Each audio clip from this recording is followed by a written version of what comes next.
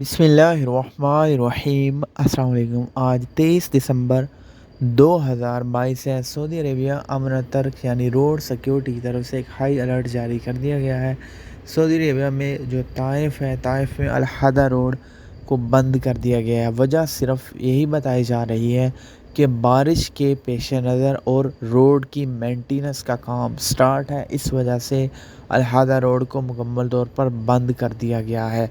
कितनी देर तक बंद रहेगा फ़िलहाल अमन तर्क का इसके बारे में कुछ नहीं कहना, सिर्फ यही इंतबाह जारी किया गया है, सिर्फ यही नोटिफिकेशन जारी किया गया है कि कोई भी मुसाफिर जो अल-हदा रोड से ट्रैवल करना चाहता है वो यहाँ से ट्रैवल नहीं कर सकता, उसे मुतबादल दूसरे रास्ते से ट्रैवल करना होगा। अल-हदा रोड ताइफ मुकम्मल तौर पर बंद कर दिया गया है। Thanks for watching. चैनल को सब्सक्राइब कर दें, दुआओं में याद रखिएगा, बेल नोटिफिकेशन में क्लिक करें और ऑल पे सेलेक्ट करें ताकि कोई भी अपडेट आए आपको नोटिफिकेशन मिलती रहे। अल्लाह हाफ़िज़।